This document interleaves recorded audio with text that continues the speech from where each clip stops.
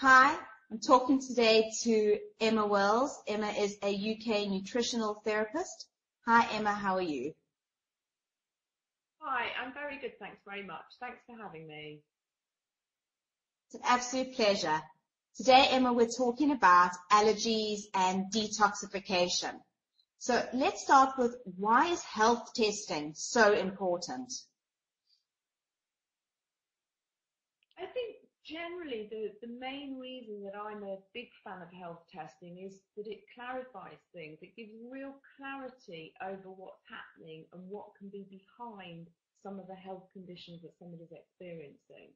So if somebody comes to see me and they have a condition, and sometimes I can think, well, it could be caused by potentially 5 different factors. And if I can test for them, it's fantastic because it allows me to be very specific and know it isn't this, it isn't this, it isn't this, but it is this. So it very much helps you to work out what an issue is so that you can be very specific and do the right thing. So for me, I feel that my practice is so much enhanced by nutrition testing because I just get to see exactly what's going on. And it's not only the benefit of if there's a problem with somebody, it's a case of looking to see if something's out of balance, and then you can correct it before there actually becomes a problem. So it's a really good way of kind of looking after your health in the future. And another thing that I find that it's really helpful with clients is because people do take a lot of supplements, and I use supplements very widely in my practice, but sometimes people take too much, and too much is just as bad as not enough. So sometimes it's good to have a look and go, hang on a minute, you're overdoing that there. I have people, they turn up and they literally bring in carrier bags full of supplements, they put them on the table, and I go, okay, what are they all for? And they just people take things and they're not quite sure why. And when you point out that you've got 5 pots here that have all got X hundred micrograms of a mineral in, that's way over the RDA, the recommended daily amount, then sometimes it's good to check. And I think that's so really it's invaluable for trying to work out what's happening, checking everything's okay and making sure nothing's going to go wrong, and making sure somebody isn't doing too much of something as well. It's invaluable in my world. Is it one standard health test, or can you name maybe 2 or 3 of some of the types of health tests that you could get? There is a huge array of health tests available. On my website, smartnutrition.co.uk, I actually have a section of health tests, and if you had a look there, you would be able to browse through, and it has the information about all the different tests. One of the really common tests that I do a lot of in my clinic and also on the website is a digestive health test.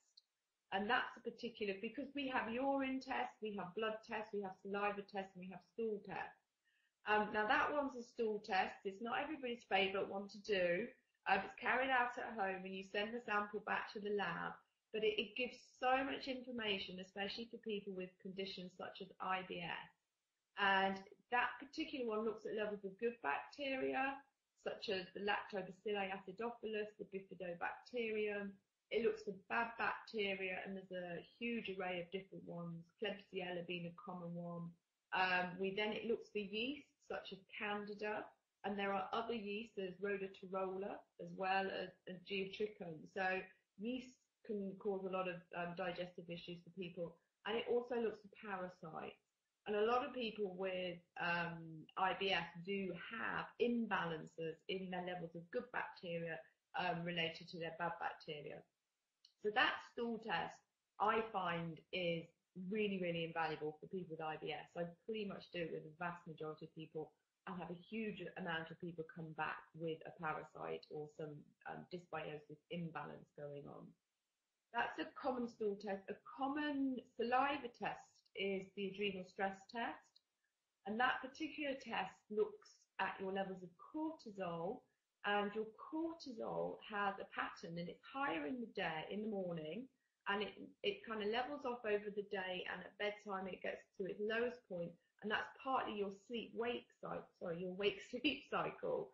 And if that gets disrupted and your cortisol is really high, or if your cortisol is really, really low, that will have an impact on things like your immune system. It has a huge impact on energy. And we use that in relation to another thing that we test called DHEA. And with the two, we can work out where you are on the adrenal stress profile scale. And we can again treat appropriately depending on which part you're on. With that, we have to look at lifestyle factors, because stress is obviously a lot to do with lifestyle, and I would give a lot of clues and tips on how you can address that. But also there are a lot of things you can do with supplements which have a big impact on this circadian rhythm. So that's a stool test, a saliva test. One of the urine tests I do tests for amino acids. So we're looking to see at your whole amino acids. Now, amino acids come from protein. So it's a way of partly seeing if you've got enough protein, partly seeing if you're actually breaking it down and absorbing it. And then the specific amino acids go off and have their own jobs within the body. So serotonin is a very well-known neurotransmitter, which is a chemical messenger that sends happy signals in the brain.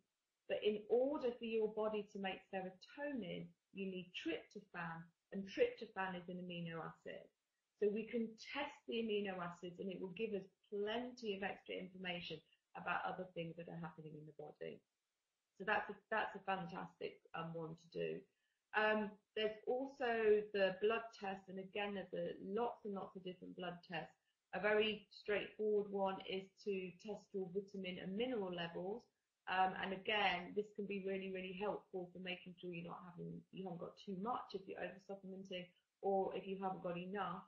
And then that really helps to be more specific with your supplement plan. So that's a really small amount of all the different health tests that are available. We kind of can test pretty much all the systems in the body. The tests are slightly different to the ones that the GP does. Say, for example, with the liver, with the GP, they would test your liver enzymes. We're actually testing different pathways in the liver to see how well you're actually able to take things, toxins, and carry them out of the body. So there is a slight difference with some of the tests. Some of the tests are exactly the same as like the cardiovascular test that I do. Looks at your cholesterol, your homocysteine, your HDL, LDL cholesterol, triglycerides, exactly the same as a GP would do. So it's some people prefer to do it privately. They don't like the GP to know they're doing it. Sometimes they want to double check. Sometimes it's time that's a factor, whatever. So we do offer a really broad range of different health tests. Yeah. I think that it's something really important for people to know about, and I think it's fascinating about doing all these tests. And just to come back to allergies, okay, just to mention that as well. Tell me a little bit about the allergy and intolerance testing. Okay. There is a difference between a food allergy and a food intolerance. Now, when the immune system is involved, your body will produce an antibody. And with a food allergy, it produces an IgE antibody. And that's associated with the swelling of the throat, the hives, and in the extreme cases, the anaphylactic shock, which unfortunately can be fatal. So that classic allergy with the IgE antibody.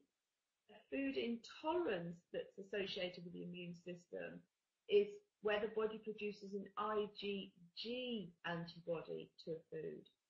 Now, the symptoms that you get with a food intolerance are more related, well, they have a very broad range of different symptoms.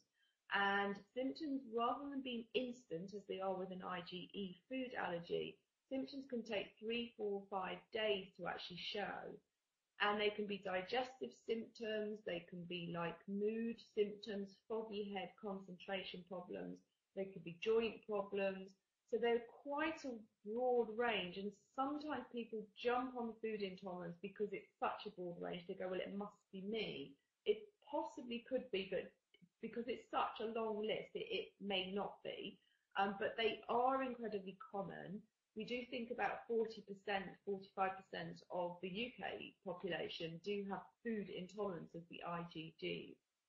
And food intolerances are often very much associated with the health of the gut and digestion as well.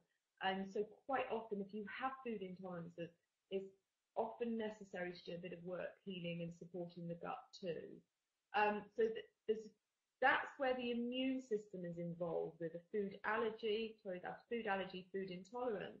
You can also get reactions to foods where the immune system isn't involved, and there are psychological reactions to food. I can't eat tomatoes because I bit into one when I was little and little maggot stuck its head out and I just can't cope. So that's a psychological reason why I can't eat tomatoes. And there are many people that have similar things.